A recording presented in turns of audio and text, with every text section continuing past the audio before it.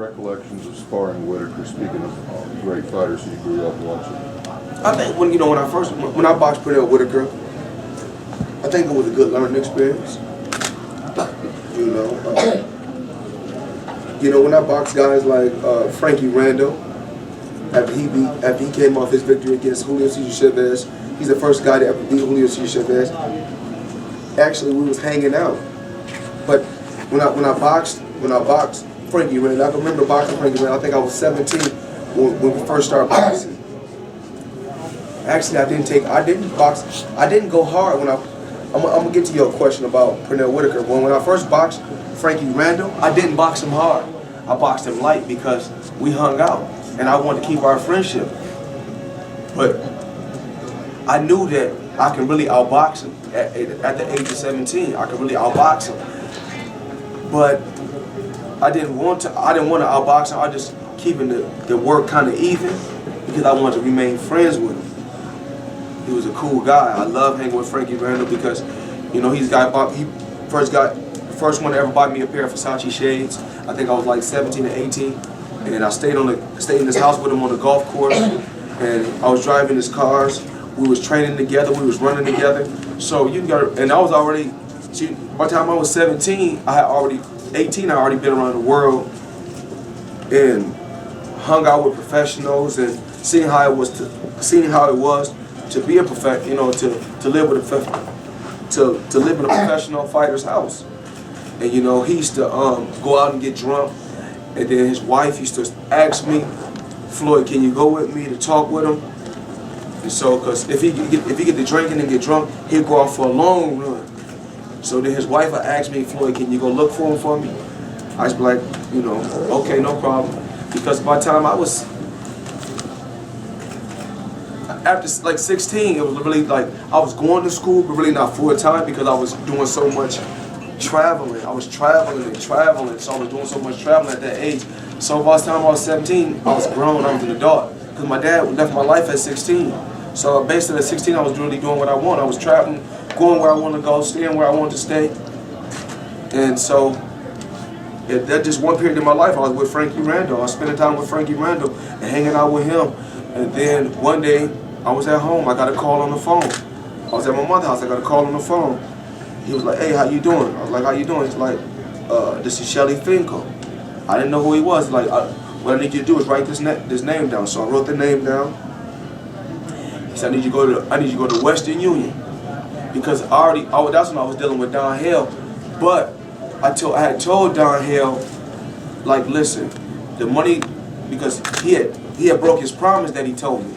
He said, if you win the nationals, you become the #1 fighter in the country, I'll buy you a new car. So I won the national, became the #1 fighter, but he gave me his son's car, and he bought his son a new car. But but Don Hale's son was always jealous of me and his father's relationship. But because I was hanging out with him, he had introduced me basically, because he lived in the suburbs, a nice house.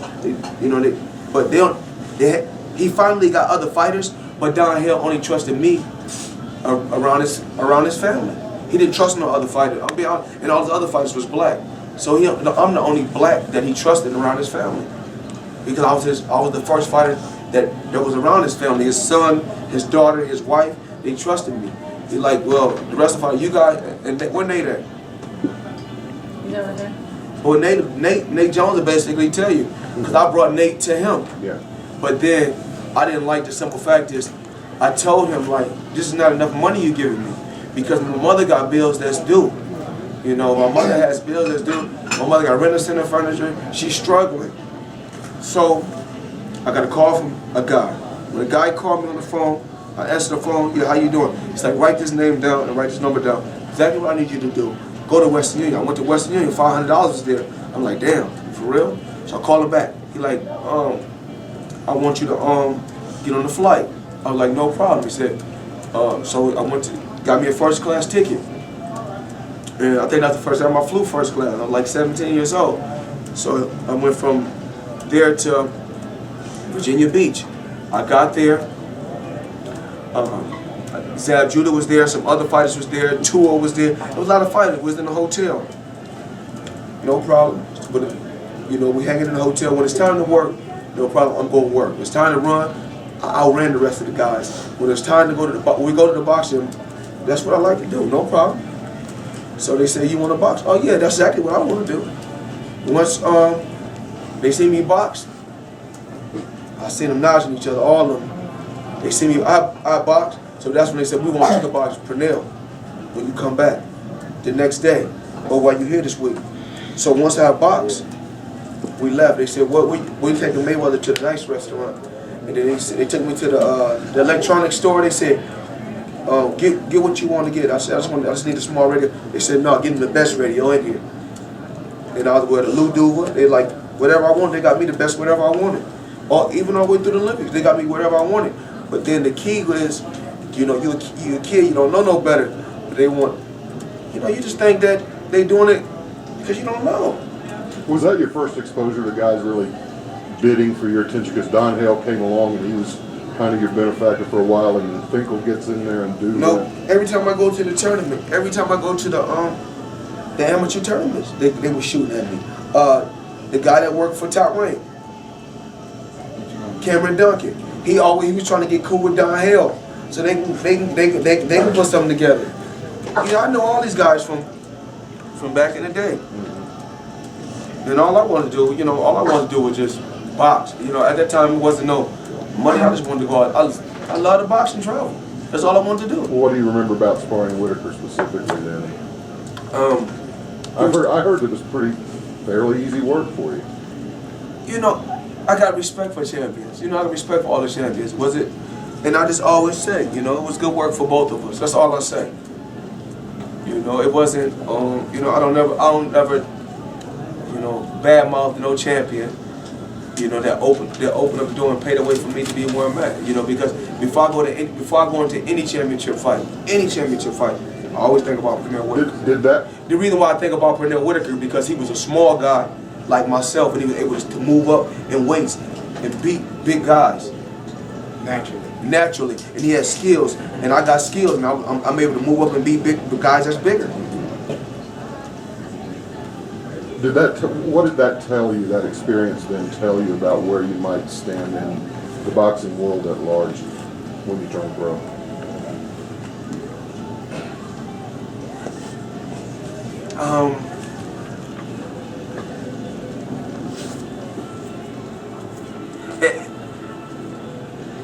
When I boxed Frankie Randall, when I boxed Frankie Randall, just period at that time. Okay. Because me and Whitaker worked a few rounds. I don't know we probably boxed 3 or 4. I don't know how many rounds we boxed. But with Frankie Randall, this guy had just beat one of the best Mexican fighters ever. And I'm boxing him, but I wasn't saying that. I was boxing him because we hanging out buddy. Because once again, I had been through so much, so I'm basically I'm older. 17 is my age, or 18 is my age, but I'm so much older because I was already traveling on my own, going so many places on my own. Like they take me to Detroit, and then basically I go there for training camp on my own. They just drop me off. I'm in a hotel, 17. I'm in a bad hotel, and Don Hale put me in a bad hotel. I'm talking about he put me somewhere like, I don't know where he put me at. Bad. I'm talking about it was dark. It wasn't even a hotel. It was like a motel. It was dark. I was like, it was bad. I was like, so he only gave me a certain amount of money. So I was like, man, how can I budget this money so I won't run out of money? He didn't really give me that much money. So I'm like, damn. So I'm going to the gym every day. All they do is drop me off at the hotel, at the motel. So it's like, ain't no restaurants over here. So I was boxing every day, just eating Doritos and just drinking or water just to survive. And that's how I was surviving. That's when I went to one training camp, but I went to Don King training camp. When I went there, I went to Orwell, Ohio. That's one training camp I went to. And then was Richie Giacchetti running that then, or who was running that? I don't know who was running that. I don't know who was running that training camp then. But you know, I went to the training camp, and they're like, so when I went there, they said, so that's the one, huh? That's the one right there. That's the one they talking about. So I'm like, damn, how they know me up here? these were the pros at, all the pros. I looked around like, man. And then I just seen, you know, you just like, man, these pros look, you know, you see the pros. But in my gym, I was beating the pros up. By the time I was like 17 or 18, I was running the gym. When you're 17 and you're traveling, you know, you're hanging in big circles and everything, but you're still a 17-year-old kid. Was there ever that part about, hey, I wish I had my family with me, I wish I was in my, you know, my comfort zone, or did you never have to think that way? Nah. Because most 17-year-olds, after a while, they're like going, hey, where's my family, where's the people that are, you know? No, because I was because, you know, my dad went to prison when I was 16, so I was on my own at 16. So, you know, my grandmother, she leaving every day. My mother, she live around the corner. She going to work. Actually, my grandmother go to work. She don't get up till almost midnight. She don't get home till midnight. So I never had a curfew. You know, even if I did have a curfew, I was gonna come in when I wanted to anyway. Even like on school nights, you know. My mother tell you school nights, I come in at 1, 2. Go to bed at 3, gotta be to school at 6. I mean, whatever, 7, I don't know. You know, my main thing was I need to get to the gym. My whole thing was I need to get to the gym. No matter how late I stayed up or where I went, I got to the gym every day. But when I was a kid, like when I was his age, I mean, I thought, I don't care what it was, I thought nothing in the world was better than going to the boxing gym. Nothing. Every day. I mean, if they told me the gym was, I wanted to go to the gym on Sundays. Going to the boxing gym was the best thing in the world. You know, because that's the first thing I knew about. Before I knew about anything, I knew about a boxing gym. I lived less than a block away. When I first came home from the hospital, I lived less than a block away. So, of course, you know, I go to the gym every day. When you were at that age, was it more making guys miss you or cracking somebody with a good shot? When I was his age? When you were starting, yeah.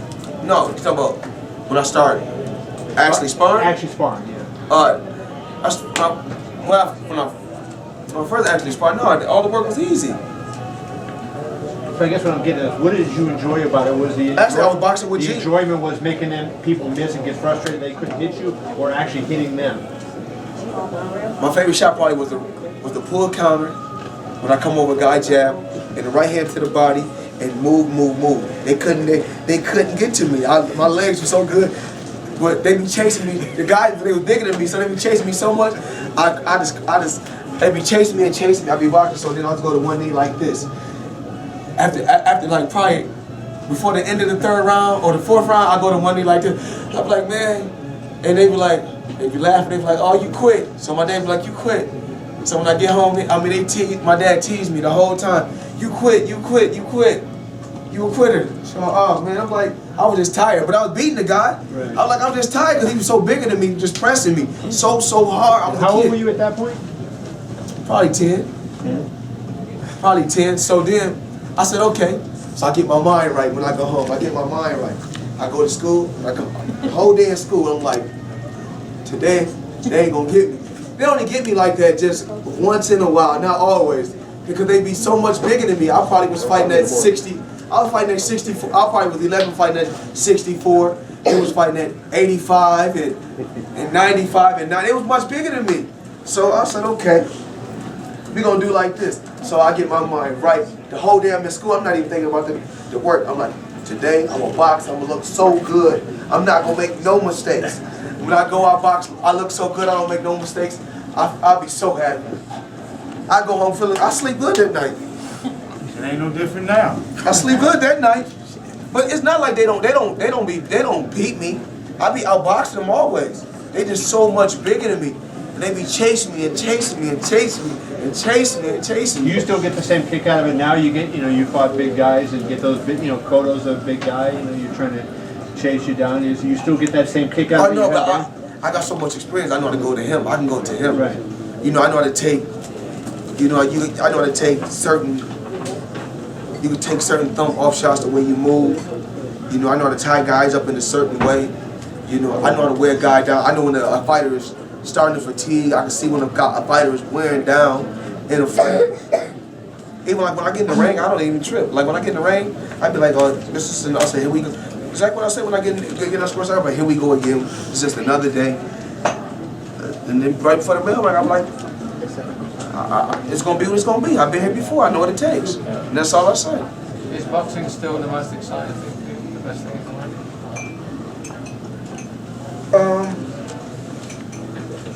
Bringing children into this world is the most exciting thing to me because my legacy will always live on. Because they have children and they have children. You know, it's different if I go, if I leave and I don't got nobody to carry my legacy on. You know, that your children are. When you go, your children live on, and they have grandchildren. My grandfather was the best. Well, nobody better than my grandfather, my great-grandkid. You know, Floyd Mayweather was my great-grandfather. Stop me telling the story. Here you go, right here. Look. The two things are there, what you've done and what you're leaving. What I've accomplished. I mean, you know, when I think back about. Hey, wait. Any basketball games started yet? Yeah, I was just checking school. Who? Atlanta, Boston. and Who Boston. with it? Atlanta? Boston up. It's 26-24. What, first quarter? Second. Oh shit! How much time? It just started. 11 minutes. Good. Oh, going to back. What we got? I got the over. I want to bet the second half. How much? Atlanta was favored? About 4.5 for the game. Okay, well,